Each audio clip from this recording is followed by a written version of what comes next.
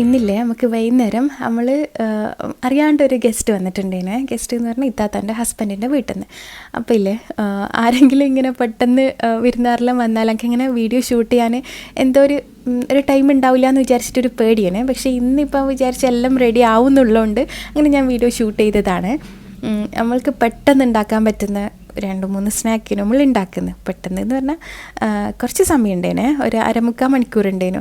അപ്പോൾ ഇത്താത്ത ഇപ്പോൾ ചിക്കൻ കേക്കാണ് ഉണ്ടാക്കുന്നത്. ഇതിലേക്ക് 3 മുട്ടയും പിന്നെ ഒരു 1/2 ഗ്ലാസ് ഓയിൽ, 3/4 ഗ്ലാസോളം പാല്. ഗ്ലാസ് എന്ന് പറയുമ്പോൾ ചെറിയ ഗ്ലാസ്സാണ്, ചെറിയ ചായ ഗ്ലാസ്സില്ലേ അതിലാണ്. ഇത് നമ്മൾ ഇറാനിപ്പോള പോലെ തന്നെ വലിയ മാറ്റമൊന്നുമില്ല. പക്ഷേങ്കിൽ ഇറാനിപ്പോള പോലെ കുറേ മസാലയൊന്നും ഉണ്ടാവില്ല. ഇതാണ് നല്ലതായിട്ട് എനിക്ക് തോന്നിയത്. പിന്നെ കുറച്ച് കുരുമുളക് ഇട്ടിന്, ഉപ്പും ആവശ്യത്തിനുള്ള കുരുമുളക് ഉപ്പ് ഇടുക. പിന്നെ 3 ടേബിൾ സ്പൂൺ മാത്രം മൈദ ഇടുക. ഇറാനിപ്പോളക്ക് മൈദയെല്ലാം കുറച്ച് കൂടുതലിടൂലേ, ഇതിൽ കുറച്ച് മൈദ കുറവ് ഇടുന്നതുകൊണ്ട് ഇത് ഭയങ്കര സോഫ്റ്റുമാണ്, കുറച്ചും കൂടി ടേസ്റ്റ് കൂടുതലാണ്. 3 വലിയ മുട്ടക്ക് 3 ടേബിൾ സ്പൂൺ മൈദ, പിന്നെ 1/2 ഗ്ലാസ് ഓയിൽ, 3/4 ഗ്ലാസ് പാല്, പിന്നെ ഉപ്പ്, കുരുമുളക് പൊടി, ഇതെല്ലാം കൂടി ബ്ലെൻഡ് ആക്കുക. എന്നിട്ടില്ലേ ഇതേപോലത്തെ ഒരു പോളപ്പാത്രം ഉണ്ടാവില്ലേ, അതിൽ അല്ലെങ്കിൽ ചെറിയ സോസ് പാൻ ഉണ്ടെങ്കിൽ അതിലും എടുക്കുക. എന്നിട്ട് ആദ്യം നെയ്യാക്കുക. എന്നിട്ട് ഈ മിക്സിൻ്റെ നേരെ പകുതി വയ്ക്കുക. എന്നിട്ട് ചെറിയ തീയിൽ വെച്ചിട്ടൊരു 3-4 മിനിറ്റ് ഒന്ന് അടച്ച് വെക്കുക. അന്നേരം ഏകദേശം ഒന്ന് സെറ്റാവില്ലേ. അങ്ങനെ സെറ്റായാൽ തുറന്നിട്ട് ചിക്കൻ മസാലയാണ് ഉണ്ടാക്കിയത്. ഈ മസാല ഉണ്ടാക്കേണ്ട പ്രത്യേകിച്ച് പറഞ്ഞു തരേണ്ട ആവശ്യമൊന്നും ഇല്ലല്ലോ. പിന്നെ മസാലയിൽ നമ്മൾ തിരക്കിട്ടുണ്ടാക്കിയതിന്, അതുകൊണ്ട് എനിക്ക് വീഡിയോ എടുക്കാനൊന്നും പറ്റിയിട്ടില്ല. ഉള്ളിയും ചിക്കനും പച്ചമുളക്, ഇഞ്ചി, പിന്നെ ചിക്കൻ മസാല, ഉപ്പ്, അതെല്ലാം മാത്രം ഇട്ടിട്ട് കറിവേപ്പില മസാല ഉണ്ടാക്കിയതാണ്. എന്നിട്ട് മസാല ഇട്ടമ്പാടെ തന്നെ അതിൻ്റെ മേലേക്ക് ബാക്കിയുള്ള മിക്സും കൂടി വയ്ക്കുക. എന്നിട്ട് നല്ല ലോ ഫ്ലെയിമിലാടെ അടച്ച് വെക്കുക. പെട്ടെന്ന് കുക്കാവൂട്ടാ. മൈദ കുറവും മുട്ട കൂടുതലായതുകൊണ്ട് പെട്ടെന്ന് വേവും. ചെറിയ ഫ്ലെയിമിലട വെച്ചാൽ മതി, അടി കരിഞ്ഞു പോകാണ്ട് നോക്കിയാൽ മതി. എന്നിട്ട് ടച്ച് ചെയ്ത് നോക്കുമ്പോൾ മേലെ സെറ്റായിട്ടുണ്ടെങ്കിൽ വേണമെങ്കിൽ തിരിച്ചിട്ടിട്ട് മേലെ ഭാഗം കൂടി ഒന്ന് കളർ മാറ്റാം. അല്ലെങ്കിൽ ഇങ്ങനെ തന്നെ നമുക്ക് കട്ട് ചെയ്തിട്ട് സെർവ് ചെയ്യാൻ ചെയ്യാം, പ്രശ്നമൊന്നുമില്ല കേട്ടോ. പക്ഷെ ഞാൻ അപ്പുറത്തെ സൈഡും കൂടി ഒന്ന് കളർ മാറിക്കോട്ടെന്ന് വിചാരിച്ചിട്ട് ആ സൈഡും കൂടി ഒന്ന് വേവിക്കാൻ വെക്കുന്നുണ്ട്. പിന്നെ ഇതിൻ്റെ ഇടയ്ക്ക് നമ്മൾ കായ്പോള ഉണ്ടാക്കിയിട്ടുണ്ടേനു. ഇതെല്ലാം വേഗം ആവുന്നില്ലേ. കായ്പോള പെട്ടെന്ന് ഉണ്ടാക്കുമ്പോൾ ഇല്ലേ, നിങ്ങൾ കട്ടി കുറച്ചിട്ട് ഉണ്ടാക്കുകയാണെങ്കിൽ വേഗം കുക്കാവുമല്ലോ. അല്ലെങ്കിൽ പോള ഐറ്റംസ് എല്ലാം വേവാൻ കുറച്ച് സമയം എടുക്കൂലേ. പിന്നെ നമ്മൾ ഈ സെയിം മസാല വെച്ചിട്ട് തന്നെ നമ്മൾ ഇറച്ചി വടയില്ലേ, അതാണ് ഉണ്ടാക്കുന്നത്. ഇത് ഉണ്ടാക്കണമെന്ന് വിചാരിച്ചല്ല, പിന്നെ മസാല ഉള്ളതുകൊണ്ട് പിന്നെ നമുക്ക് എന്തും ഉണ്ടാക്കാമല്ലോ. മസാല പെട്ടെന്ന് ഉണ്ടാക്കിയാൽ പിന്നെ നമുക്ക് എന്ത് സ്നാക്കും ഉണ്ടാക്കാമല്ലോ. അങ്ങനെ ഞാനില്ലേ ആരെങ്കിലും ഗസ്റ്റെല്ലാം വന്നാൽ വീഡിയോ എടുക്കാത്തതിൻ്റെ മെയിൻ കാര്യം എന്താണെന്നറിയാം. ഒന്നാമത് സമയം ഉണ്ടാവില്ല, പിന്നെ രണ്ടാമതില്ലേ എനിക്ക് ആരെങ്കിലും വന്നാലില്ലേ ഈ ട്രൈപ്പോഡെല്ലാം വെച്ചിട്ട് വീഡിയോ ഷൂട്ട് ചെയ്യുമ്പോൾ എന്താ പോലെ വന്നാൾക്ക് കംഫർട്ടബിൾ അല്ലെങ്കിലോ എന്നെല്ലാം വിചാരിച്ചിട്ട്, അതുകൊണ്ട് ഞാനൊരു കുഞ്ഞി സ്റ്റാൻഡ് ഇങ്ങനെ കൗണ്ടർ ടോപ്പിൽ വെക്കുന്ന സ്റ്റാൻഡ് ട്രൈപ്പോഡ് ഉണ്ടാവില്ലേ, അതവിടെ വെച്ചിട്ട് അങ്ങനെ ഓക്കെ പറ്റുമെങ്കിൽ ഷെയർ ആക്കുക എന്നുള്ള രീതിയിൽ ഷൂട്ട് ചെയ്തതേനെ ഇതെല്ലാം. പിന്നെ ഇല്ലേ ഞാൻ ലാസ്റ്റ് ഒരു വീഡിയോ ഇട്ടിട്ടില്ലേ, അതിന് എത്ര കമൻറ്റ്സ് എന്നറിയാൻ വന്നതിന്. നമ്മളെ കണ്ണൂർ സിസ്റ്റം എങ്ങനെയാണെന്നൊന്നും പറഞ്ഞിട്ട് ഞാനൊരു വീഡിയോ ഇട്ടിട്ടില്ലേനാ, നിങ്ങളെല്ലാവരും കണ്ടിട്ടുണ്ടാവുമെന്ന് വിചാരിക്കുന്നു. അതിന് കുറേ റെസ്പോൺസ് ഉണ്ടേനെ. കമൻറ്റ് ബോക്സ് വായിച്ചാൽ ഇപ്പോൾ സങ്കടവും തോന്നുന്നു, ചിലത് കാണുമ്പം ചിരിയും വരും. ലോകത്തില്ലാത്ത ഡൗട്ടെല്ലാം ചോദിച്ചിട്ടുണ്ടേനു അതിൽ. പിന്നെ ഇല്ലേ ഇതില്ലേ നമ്മൾ തലേ ദിവസം ഉണ്ണിയപ്പം ഉണ്ടാക്കിയിട്ടുണ്ടേനു. അപ്പോൾ അത് നല്ല സോഫ്റ്റ് ഉണ്ടായിരുന്നു. പിറ്റേ ദിവസം ആയാലും നല്ല സോഫ്റ്റ് ഉണ്ടായിരുന്നു. അതും കൂടി വെച്ചുകൊടുക്കുന്നതാണ്. നമുക്കില്ലേ എന്ത് സ്നാക്ക് ഉണ്ടാക്കിയാലും പോരാന്ന് തോന്നൂലേ, അങ്ങനെ പിന്നെ അതും കൂടി വെച്ച് കൊടുക്കാമെന്ന് വിചാരിച്ചു. പിന്നെ ഇല്ലേ ഞാൻ പറഞ്ഞില്ല, ആ വീഡിയോൻ്റെ കമൻസിൽ എനിക്ക് വന്നൊരു 80% ആൾക്കാർക്കും കണ്ണൂർ സിസ്റ്റം മനസ്സിലായിന്. പക്ഷെങ്കിൽ കുറേ ആൾ വേറെ എന്തെല്ലോ ഡൗട്ട് ചോദിച്ചിരുന്നു. പിന്നെ അതിന് ഉത്തരം ചെയ്യാൻ വേണ്ടിയിട്ട് വേറൊരു വീഡിയോ ഞാൻ ഇടേണ്ടി വരും. പക്ഷേ അതിനൊന്നും ഞാൻ നിൽക്കുന്നില്ല. ചിലർ ചോദിച്ചിന് അപ്പോൾ കണ്ണൂർ ഒരാൺമക്കൾ മാത്രമാണെങ്കിൽ പിന്നെ എന്താ ചെയ്യുക ഉപ്പയുമ്മയെന്ന്. ഞാൻ അതിൽ പറഞ്ഞിന് ആൺമക്കൾ സ്ഥിരമായിട്ട് പെണ്ണിൻ്റെ വീട്ടിൽ പോയി നിൽക്കലല്ലാന്ന്. എന്നിട്ടും അങ്ങനെയെല്ലാം ചോദിച്ചിന്. അവരങ്ങ് കെട്ടിക്കൂട്ടിക്കൊണ്ടായ പിന്നെ ഉപ്പാക്കും ഉമ്മാക്കും ആരും ഉണ്ടാവില്ലല്ലോ എന്നെല്ലാം. അവരെപ്പോഴും കാണാൻ പോവും, അങ്ങനെ ഇങ്ങനെയെല്ലാം ഞാൻ ആ വീഡിയോയിൽ പറഞ്ഞിട്ടില്ലേ. പിന്നെ അങ്ങനത്തെ എന്തെല്ലോ ഡൗട്ട് ചോദിച്ചിട്ടുണ്ടായിരുന്നു. പിന്നെ അങ്ങനെ എന്നാലും നല്ല റെസ്പോൺസിലുണ്ട്, ഞാൻ ഹാപ്പി ആയിരുന്നു കേട്ടോ. എല്ലാവരും നല്ല പോസിറ്റീവായിട്ട് പറഞ്ഞിന്. അപ്പോൾ ഇനിയിപ്പോൾ നമ്മൾ ഏകദേശം സ്നാക്കെല്ലാം വിളമ്പി വെച്ച് പിന്നെ ഇനിയിപ്പോൾ ഒന്നും കൂടി വിളമ്പാനുണ്ടേന് നമ്മളെ മറ്റേ ചിക്കൻ കേക്ക്. നിങ്ങൾ ഇറാനി പോള അല്ലാണ്ട് ഇങ്ങനെ ഒന്ന് ഉണ്ടാക്കി നോക്കിട്ടാ. ഇറാനി പോള മേലിൽ കുറേ ഡെക്കറേഷൻ ഐറ്റംസ് വെക്കും, പിന്നെ 2 ലെയർ ആക്കും, അങ്ങനെയെല്ലാം ചെയ്യില്ലേ. ഇങ്ങനെയാകുമ്പോൾ ഭയങ്കര സോഫ്റ്റ് ഉണ്ടാവും. മൈദ കുറച്ചെടുത്താൽ മതി ഞാൻ പറഞ്ഞ പോലെ. പിന്നെ എന്താ പറയുക, നല്ല ടേസ്റ്റ് തിന്നാൻ. ഞാൻ പൊതുവേ ഇറാനി പോളയൊന്നും തിന്നലില്ല, അല്ലെങ്കിൽ മദാമ പോള എന്നെല്ലാം പറയില്ലേ നമ്മൾ കണ്ണൂർ ഭാഗത്ത്, അത് കഴിക്കലില്ല. പക്ഷേ ഇത് അടിപൊളിയായിരുന്നു.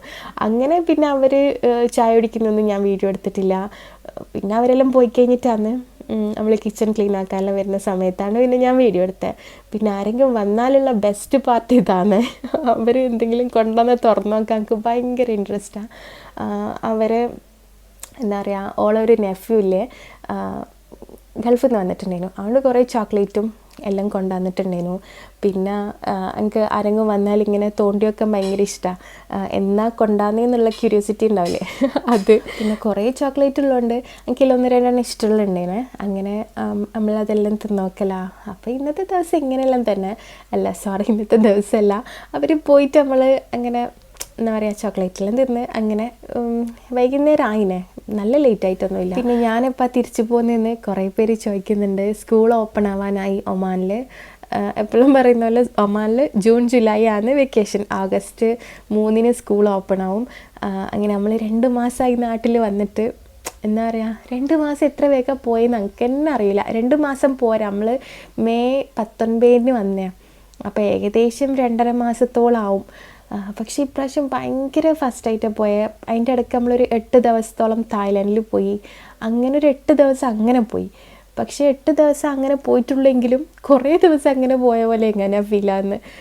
നമുക്ക് ഇപ്രാവശ്യം വേഗം സമയം പോയ പോലെ. പിന്നെ നമ്മൾ വീട്ടിൻ്റെ ആവശ്യത്തിന് കുറച്ച് സാധനങ്ങളെല്ലാം നോക്കാൻ വേണ്ടിയിട്ട് പോലെ, ഇങ്ങനെ ടൈലും മാർബിളും അങ്ങനത്തെ സംഭവങ്ങളെല്ലാം നോക്കാൻ വേണ്ടി പോയതുകൊണ്ട് അങ്ങനെയും ദിവസം പോയതുകൊണ്ട് എനിക്കെന്തോ എൻ്റെ പുറക്ക് കാത്ത പോലെ ഉണ്ടായിരുന്നു.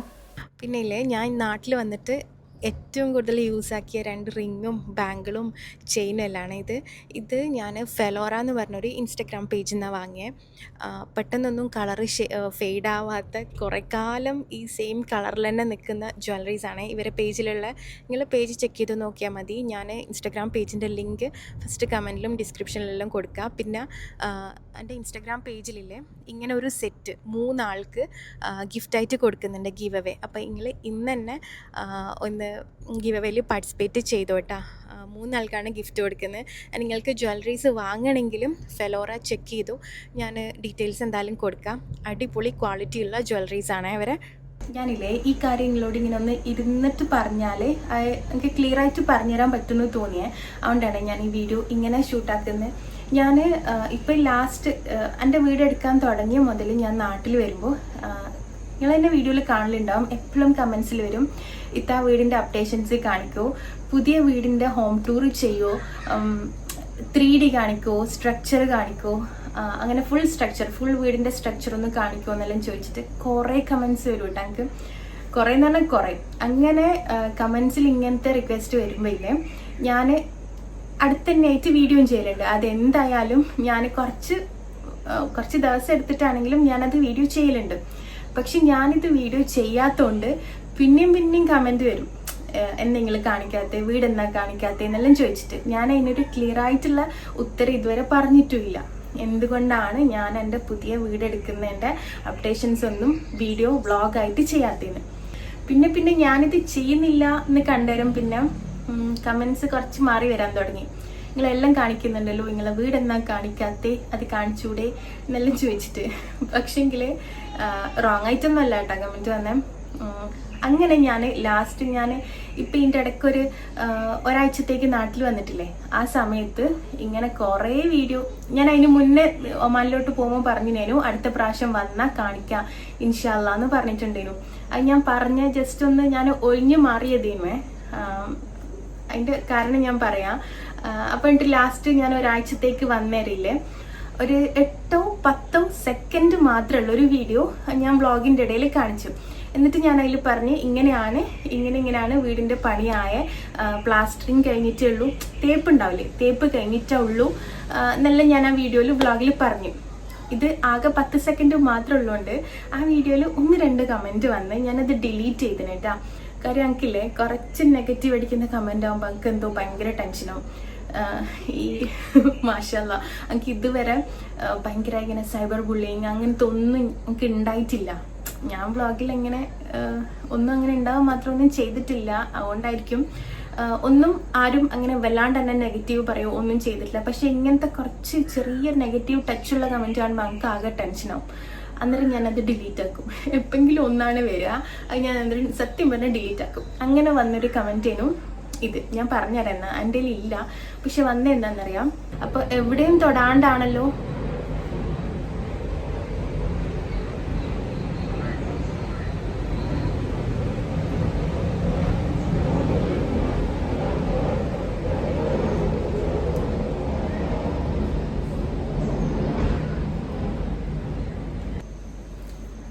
ആ ഒരു വിമാനം പോയതേനു. ഞാൻ മൈക്ക് യൂസ് ആക്കാത്തതുകൊണ്ട് എന്തെങ്കിലും വലിയ സൗണ്ട് വരുമ്പോൾ ഭയങ്കര ഇടങ്ങാറാവും. ആ ഞാൻ നിർത്തി. പിന്നെ എന്താ പറയുക, അപ്പം ഞാൻ ആ ഷെയർ ആക്കിയ വീഡിയോയിൽ ഒരു 10 സെക്കൻഡ് വീഡിയോ ഉള്ളൂ. അപ്പം അതിൽ എവിടെയും തൊടാണ്ടാണ് ഞാൻ ഷെയർ ആക്കിയത്. സെൻട്രാളും സ്റ്റെയർ കേസും മാത്രം ഇങ്ങനെ കാണിച്ചിട്ട് ഇതാണ് വീട് പണിയായ, പ്ലാസ്റ്ററിങ് മാത്രമേ കഴിഞ്ഞിട്ടുള്ളൂ എന്നാണ് ഞാൻ ആ വീഡിയോയിൽ പറഞ്ഞത്.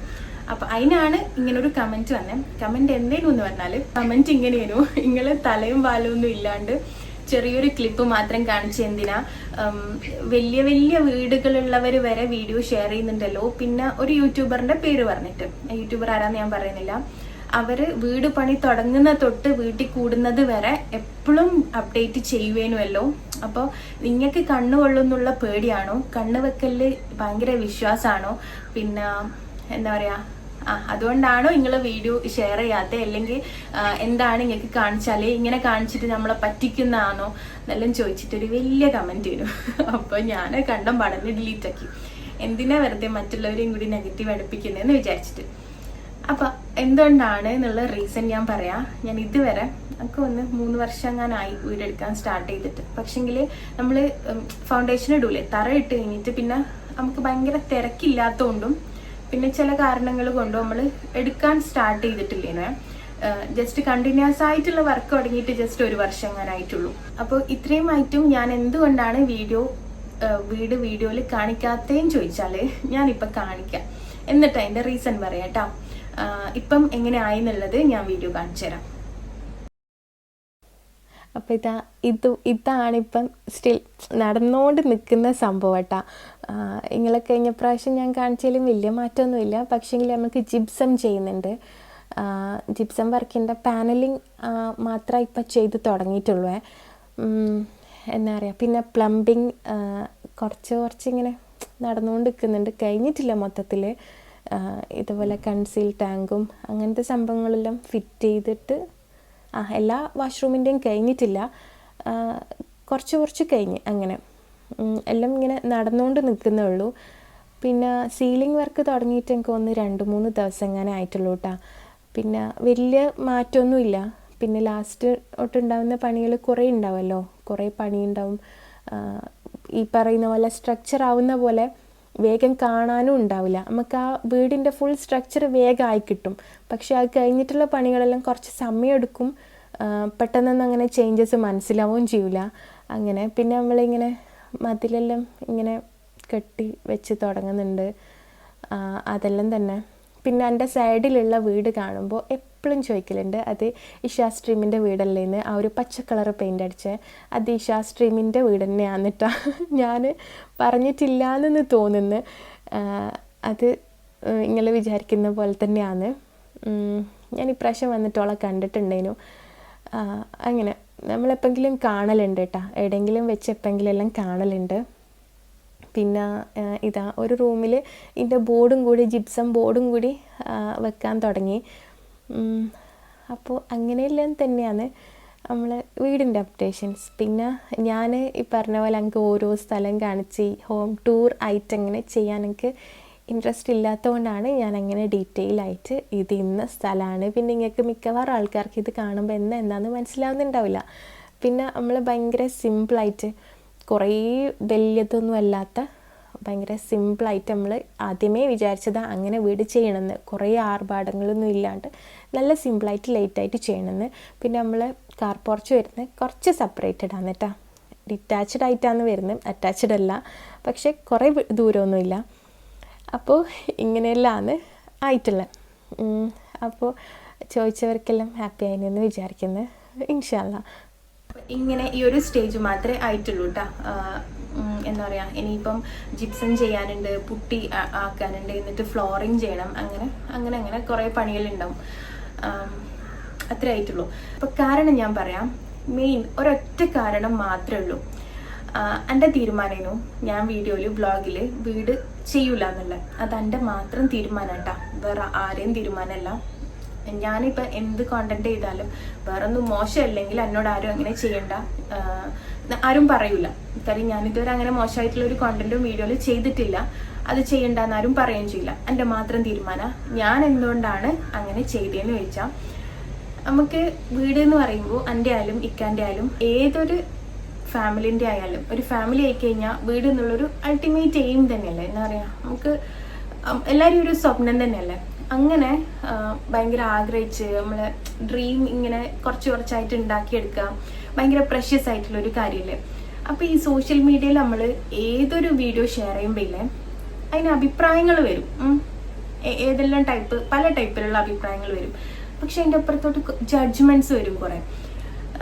അതിപ്പോൾ എങ്ങനത്തെ ജഡ്ജ്മെൻറ്റ്സാണ് നിങ്ങളോട് എനിക്ക് പറഞ്ഞുതരാമെന്ന് അറിയില്ല. നിങ്ങൾ ചില വീഡിയോയിൽ ഞാൻ എന്നെ കണ്ടിന്, ഈ എനിക്ക് അറിയുന്ന ഒരു വ്ളോഗർ ഉണ്ട്.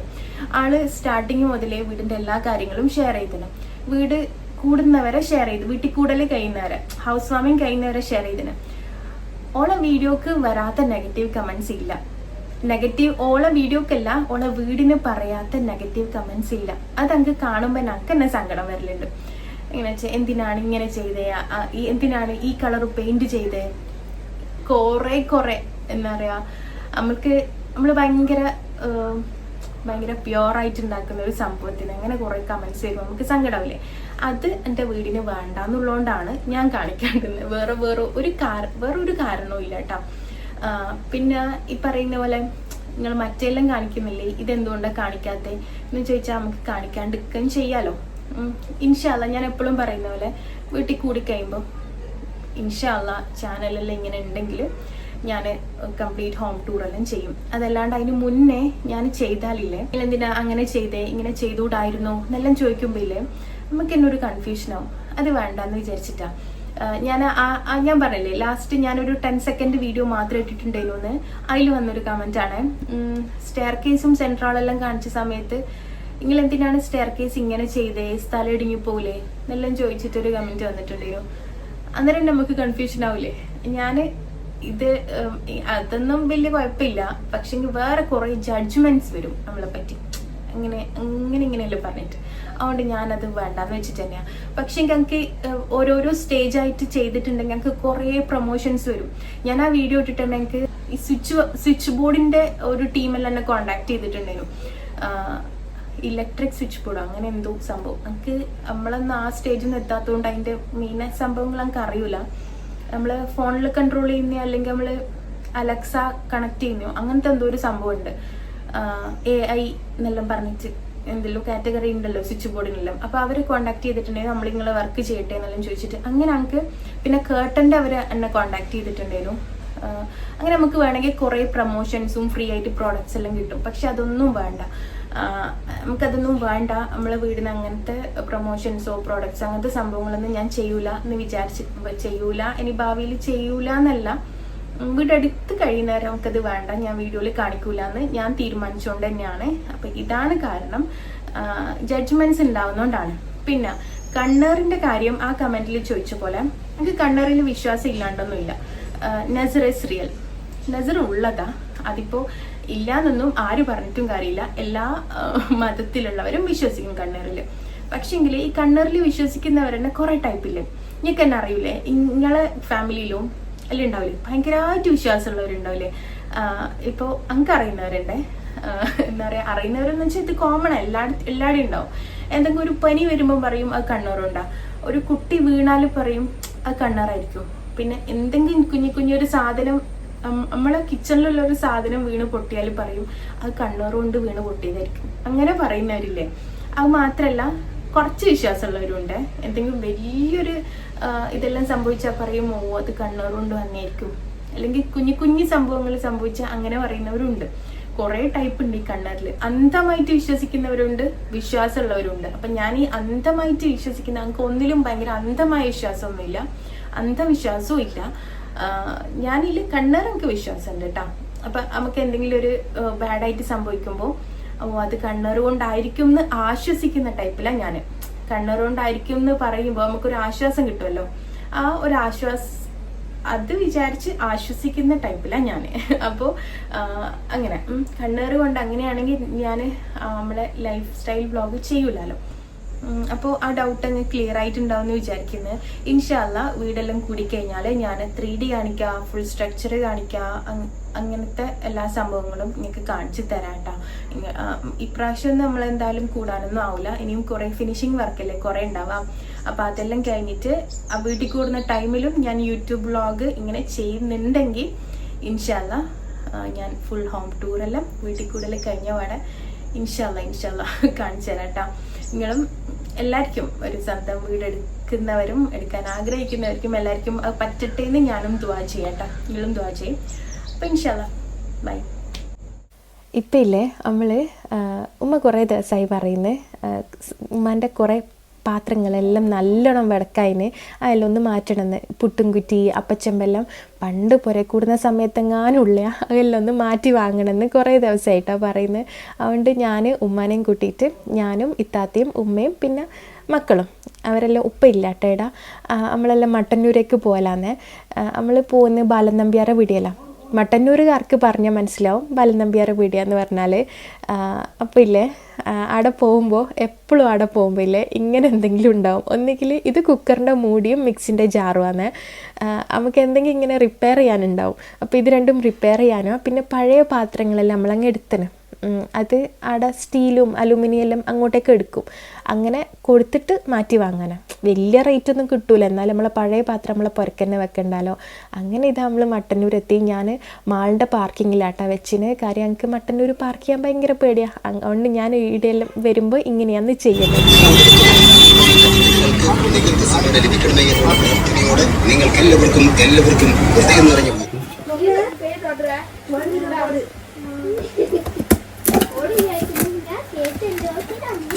എത്ര ലിറ്ററിൻ്റെയാ?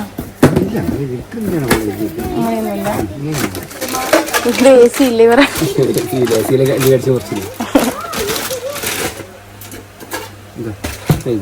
ഇങ്ങനെ വരിക ഇതിൻ്റെ മേലെ സ്റ്റീല്.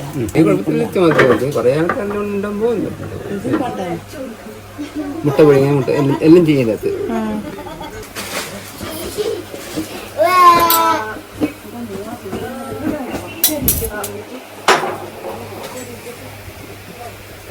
ആദ്യം നമ്മൾ സ്റ്റീലിൻ്റെ അവിപാത്രം നോക്കിയാൽ, പക്ഷേങ്കിൽ ആ ഉമ്മാക്ക് സെറ്റായിട്ടില്ല. ഉമ്മക്ക് അത് വണ്ണം പോരാന്നാ എന്തോ പറഞ്ഞിട്ട് വേണ്ട. പിന്നെ ഇതിൽ ഇഡ്ഡലി തട്ട് വരുന്നുണ്ടാവില്ലേ, അതും വേണ്ടേനു. ഇഡ്ഡലി തട്ടുള്ളത് വേറെ ഉണ്ട്. ഇത് നമുക്ക് കല്ലുമ്മക്കായി അല്ലെങ്കിൽ അങ്ങനെ മീനട എല്ലാം ഉണ്ടാക്കാൻ വേണ്ടിയിട്ടുള്ള വലിയൊന്ന് വാങ്ങി.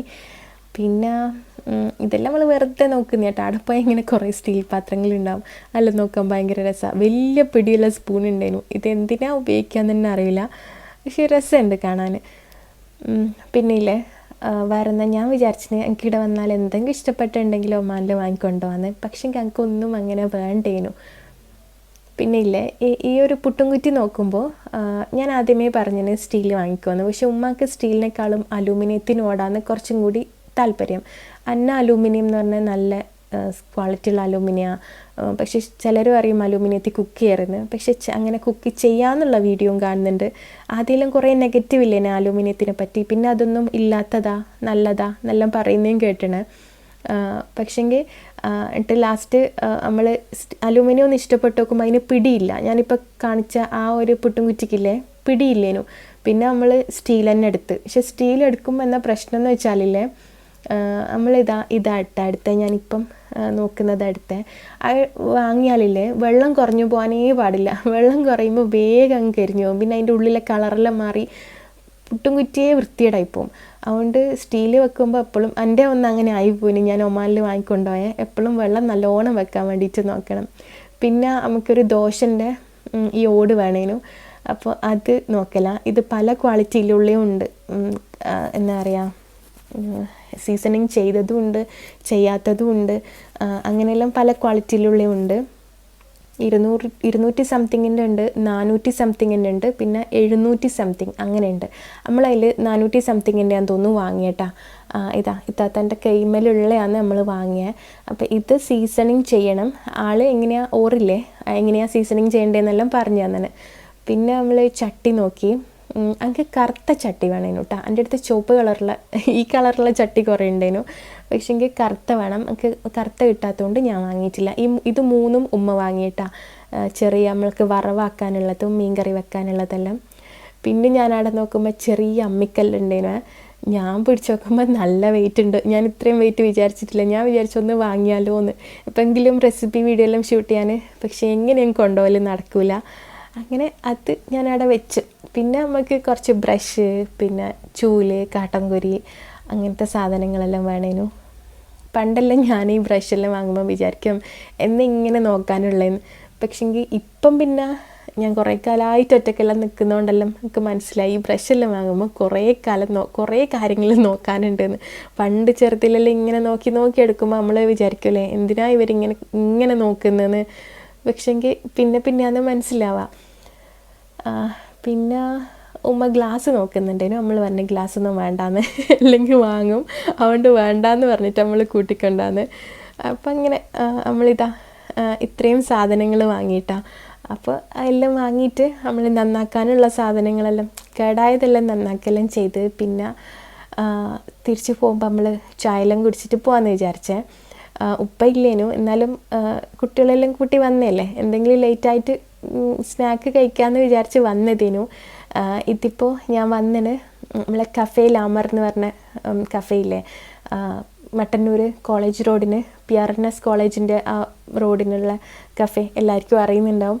നമ്മൾ എപ്പോഴും മട്ടന്നൂർ നല്ലൊരു റെസ്റ്റോറൻറ്റ് അല്ലെങ്കിൽ കഫേ വിചാരിക്കുമ്പോൾ എല്ലാ ഐറ്റംസും ഉള്ള ഇതേപോലെ പിസ്സ, നല്ല പാസ്ത, കുറേ അടിപൊളി ഐറ്റംസ് ഉള്ള കഫേ എന്ന് വിചാരിക്കുമ്പോൾ നമ്മളെ മനസ്സിൽ വരിക കഫേ ലാമറ. അപ്പോൾ നമ്മൾ അവിടുന്ന് കുറേ ഐറ്റംസ് ഓർഡർ ചെയ്തിന്. പാസ്ത ഓർഡർ ചെയ്തിന്, ആൽഫ്രഡോ പാസ്ത ഓർഡർ ചെയ്തിന് ചിക്കൻ്റെ, പിന്നെ ചിക്കൻ ടിക്ക ഓർഡർ ചെയ്തിന്, പിന്നെ 2 ചിക്കൻ ബർഗർ, അത് ക്രിസ്പി ബർഗറില്ലേ, മറ്റേ ബ്രോസ്റ്റഡ് ചിക്കൻ്റെ ടൈപ്പ് ഓഫ് ബർഗറാന്ന് തോന്നുന്നു നമ്മൾ ഓർഡർ ആക്കിയത്. അത് ഞാനല്ല, അത് ഇന്നും പിച്ചു കേട്ടാ ഈ 2 ബർഗർ ഓർഡർ ചെയ്തത്. പിന്നെ ക്ലബ് സാൻഡ്വിച്ച് ഉണ്ട്. പിന്നെ ഞാനില്ലേ സ്റ്റേക്ക് ഓർഡർ ചെയ്തിട്ടുണ്ടേനു. എനിക്ക് ഇവിടുത്തെ ബീഫ് സ്റ്റേക്ക് ഭയങ്കര ഇഷ്ടമാണ്. ഞാനിവിടുന്ന് 3-4 പ്രാവശ്യം ബീഫ് സ്റ്റേക്ക് ഓർഡർ ചെയ്തിന്. ക്ലബ് സാൻഡ്വിച്ച് ചിക്കൻ്റെ ആണെന്ന് തോന്നുന്നു. ചിക്കനും എഗ്ഗും എല്ലാം മിക്സ് ആയിട്ട് വരുന്നത്. ഇതാണ് എൻ്റെ സ്റ്റേക്ക്. എനിക്കിടുത്ത ഭയങ്കര ഇഷ്ടമാട്ടാ. ഇതിൽ ചെറിയൊരു പോർഷൻ റൈസ് ഉണ്ടാവും, ബ്രെഡ് ഉണ്ടാവും, മറ്റേ ഗ്രിൽഡ് ബ്രെഡില്ലേ അതുണ്ടാവും, പിന്നെ വെജ് ബീഫ് സ്റ്റേക്ക്, പിന്നെ മാഷ്ഡ് പൊട്ടാറ്റോ, പിന്നെ അതിൻ്റെ സ്റ്റേക്ക് സോസ്. അങ്ങനെ മൊത്തത്തിൽ അടിപൊളിയാണ്. ഒരാൾക്ക് ഭയങ്കരമായിട്ട് ഫില്ലാവുകയും ചെയ്യും, അടിപൊളി ടേസ്റ്റുമാണ്. പിന്നെ ഇവിടുത്തെ ആൽഫ്രഡോ പാസ്ത നല്ല ക്വാണ്ടിറ്റി ഉണ്ട്, നല്ല ക്രീമിയാണ്. ഇത് ഉമ്മ ഓർഡർ ആക്കിയതേനു. ഉമ്മാക്കും ആലൂനും കൂടി 2 ആൾക്കും കൂടി അങ്ങനെ ഓർഡർ ആക്കിയതേനു. പിന്നെ ഉമ്മ ക്ലബ് സാൻഡ്വിച്ച് ഇല്ലേ അത് കൈകൊണ്ട് മുറിച്ചിട്ടില്ലാണ് ഇത് നിന്ന്. ഉമ്മക്ക് ഈ ബർഗറും സാൻഡ്വിച്ചും എല്ലാം ഇല്ലേ അങ്ങനെ തന്നെ കടിച്ചു തന്നില്ല. ഷവർമ്മ ആയാൽ പോലും ഇല്ലേ ഇങ്ങനെ തുറന്നിട്ടല്ല തിന്ന്. നമ്മൾ എത്ര പണ്ട് മുതലേ പറഞ്ഞു കൊടുത്താലും ഇല്ലേ അങ്ങനെ കടിച്ചു തന്നില്ല. ഉമ്മ പറയും അങ്ങനെ എന്നുണ്ട ഇങ്ങനെയാന്ന്. ചിലപ്പോൾ ബർഗറിൻ്റെ ബ്രെഡ് വറുത്തുന്നും പാറ്റി വറുത്തുന്നും അങ്ങനെയല്ലാന്ന് ചെയ്യൽ. പിന്നെ ഇല്ലേ ഇവർ 2 ആളും അവിടെ സെറ്റായിനെ. 2 ആളും സെയിം ഐറ്റം ഓർഡർ ആക്കിയ. പിന്നെ നമ്മൾ കുറച്ച് ഫ്രഷ് ജ്യൂസ് പറഞ്ഞിനേനെ. ഗ്രേപ്സ് ഉണ്ട്, പിന്നെ മുസമ്പി, പൈനാപ്പിൾ, അങ്ങനെയെല്ലാം. അങ്ങനെ നമ്മൾ വെറുതെ കയറി ചെയ്തേനു. പിന്നെ എല്ലാവരും കൂടി ഓർഡർ ചെയ്ത് നോക്കുമ്പോൾ കുറേ ഐറ്റംസായി. പിന്നെ എന്താ പറയുക, അങ്ങനെ പിന്നെ വയറെല്ലാം ഫുള്ളായി. പിന്നെ ആലു കാര്യമായിട്ടൊന്നും തിന്നിട്ടില്ല, അതുകൊണ്ട് ഓളെ കുറേ ജ്യൂസെല്ലാം കുടിപ്പിച്ച് നമ്മൾ ആടുന്ന് ഇറങ്ങി. പിന്നെ ഇനിയിപ്പോൾ ഒരു പണിയും കൂടി ഉണ്ട്. തിരിച്ച് പോകുമ്പോൾ എന്താ പറയുക, എനിക്ക് മുളക് വേണേനും ഒമാനിലോട്ട് കൊണ്ടുപോകാനുള്ള മുളക് നമ്മൾ വാങ്ങൽ 2 മുളകും, ഒന്ന് കാശ്മീരി ചില്ലിയും പിന്നെ സാദാ എരിവുള്ള ചില്ലിയും രണ്ടും ഓരോ കിലോ വാങ്ങും. ഇത് 1 കിലോൻ്റെ പാക്കറ്റ് ഞാൻ തോന്നുന്നത്. രണ്ടും വാങ്ങി മിക്സ് ആക്കിയിട്ട് ആണ് പൊടിക്കൽ. അതാകുമ്പോൾ കറക്റ്റ് എരിവ് കിട്ടും. പിന്നെ കുറച്ച് സാധനങ്ങൾ, കുറച്ച് ഗ്രോസറീസ് എല്ലാം വേണേനു. പോകുമ്പോൾ എന്തെങ്കിലും ഉണ്ടാക്കണമെങ്കിൽ മൈദ വേണ്ടേ. ഇറച്ചി വട ഉണ്ടാക്കാമെന്ന് വിചാരിക്കുന്നുണ്ട് പോകുമ്പോൾ. അതിന് മൈദ വേണം. പിന്നെ ഉമ്മാക്ക് നേരിയരി വേണം. നല്ല രസമാണ് ഈ അരിൻ്റെ സെക്ഷനിൽ വന്നാൽ. ഏതാ വാങ്ങേണ്ടത് ഉമ്മാക്ക് തന്നെ കൺഫ്യൂഷനായിരിക്കും. ഒരു പ്രാവശ്യം കണ്ടതായിരിക്കില്ല പിന്നെ വരിക. ചിലത് നമ്മൾ ഇന്ന റേറ്റിന് വാങ്ങിയ അരിയാന്ന് പറഞ്ഞിട്ട് ഓർമ്മിച്ച് വെക്കൂലേ, പിന്നെ വരുമ്പോൾ അതിൻ്റെ റേറ്റ് ചേഞ്ച് ആയിട്ടുണ്ട്. അങ്ങനെ ഉമ്മ ലാസ്റ്റ് വാങ്ങിയ അരി ഏതാന്ന് കുറേ തപ്പുന്നുണ്ടായിരുന്നു കേട്ടോ. എനിക്ക് തോന്നുന്നു 80 രൂപ തൊട്ട് 200 രൂപ വരെയുള്ള വേറെ വേറെ ടൈപ്പ് അരിയുണ്ട്. നമ്മളെല്ലാണെങ്കിൽ ബ്രാൻഡ് നെയിം നോക്കിയിട്ട് വാങ്ങുക, അങ്ങനെ ഈസി അല്ലേ. ഇതിപ്പോൾ ഇങ്ങനെ കണ്ടു നോക്കി വാങ്ങൽ പാടാന്ന്. എൻ്റെ ഉമ്മ ഒരു മീഡിയം സൈസ് വാങ്ങി. പക്ഷെ 2 ടൈപ്പെല്ലാം വാങ്ങും കേട്ടോ. ഒന്ന് റേറ്റ് കുറഞ്ഞതും പിന്നെ റേറ്റ് കൂടിയതും, ബിരിയാണി വെക്കാൻ കുറച്ചും കൂടി നല്ല ടൈപ്പ്, അങ്ങനെയെല്ലാം വാങ്ങും. പിന്നെ ഇങ്ങനത്തെ സ്ക്രബ്ബറില്ലേ, ഇതെനിക്ക് ഒമാനിൽ കിട്ടലില്ല. ഇതെനിക്ക് ആവശ്യം ഉണ്ടാകലുണ്ട്. അതുകൊണ്ട് ഞാൻ നാട്ടിൽ നിന്ന് പോകുമ്പോൾ ഇത് കൊണ്ടുപോകലുണ്ട്. അങ്ങനെ അതൊരു ബണ്ടിൽ വാങ്ങിന്. പിന്നെ കാര്യമായിട്ടൊന്നും ഇല്ല. പിന്നെ കുറച്ച് പുറക്കേക്കുള്ള ഗ്രോസറി സാധനങ്ങൾ വാങ്ങണം, അത്രയേ ഉള്ളൂ. ഇനിയിപ്പോൾ എന്താ പറയുക, പറഞ്ഞ പോലെ തിരിച്ചു പോകാനായി. അതിൻ്റെ ഒരുക്കങ്ങളൊന്നും വലിയ ഷോപ്പിങ്ങും കാര്യങ്ങളൊന്നും ഇല്ല. സാധാരണ ഞാൻ എന്തെങ്കിലും പാത്രങ്ങൾ വാങ്ങിക്കൊണ്ടുപോകലുണ്ട്, ചട്ടി അങ്ങനത്തെ പാത്രങ്ങളെല്ലാം. ഇപ്രാവശ്യം ഞാൻ ഒന്നും വാങ്ങിയിട്ടില്ല കേട്ടോ. എനിക്ക് ആ പീടികയിൽ പോയി നോക്കുമ്പോൾ എനിക്കൊന്നും വേണ്ടുന്നില്ലേനു, അതുകൊണ്ട് ഞാനൊന്നും വാങ്ങിയിട്ടില്ല. പിന്നെ ഞാൻ ഇവിടെ കണ്ടില്ലേ നമ്മൾ മലബാറിലെ നെയ്പ്പത്തിരി പൊടി. ഇത് പണ്ടേ ഉണ്ടോയെന്ന് എനിക്കറിയില്ല, ഞാൻ ആദ്യമായിട്ട് കാണുന്നതാണെന്ന് തോന്നുന്നു. ഇത് ഭയങ്കര ഈസി ആയിരിക്കില്ലേ. ഞാനിതുവരെ വാങ്ങി യൂസ് ചെയ്ത് നോക്കിയിട്ടില്ല കേട്ടോ. നിങ്ങൾ വാങ്ങിനോ എന്നൊന്ന് കമൻറ്റ് ആക്കേ. ഇനി ഇത് ഉണ്ടാക്കാൻ അറിയാത്തവർക്കെല്ലാം ഈസി ആയിരിക്കുമല്ലേ. ഇത് പെർഫെക്റ്റ് ആയിട്ട് ആവുമായിരിക്കും, ചിലപ്പോൾ ആവുന്നതായിരിക്കും. അങ്ങനെ നമ്മളെ ഷോപ്പിംഗ് എല്ലാം കഴിഞ്ഞ് സമയം ഏകദേശം 8:30 മണി ആയിട്ടുണ്ടേനു. ഇനിയിപ്പോൾ എന്നാൽ വേറൊന്നുമില്ല, നേരെ തിരിച്ചു പോകണം. ഇൻഷാ അല്ലാഹ് നെക്സ്റ്റ് വ്ളോഗ് ഞാൻ തിരിച്ച് ഒമാനിലോട്ട് പോകുന്നതായിരിക്കും മിക്കവാറും. അപ്പോൾ ഇനിയും പുതിയ പുതിയ റെസിപ്പീസും വ്ളോഗ്സിലായിട്ട് നമുക്ക് കാണാം. Thank you, by.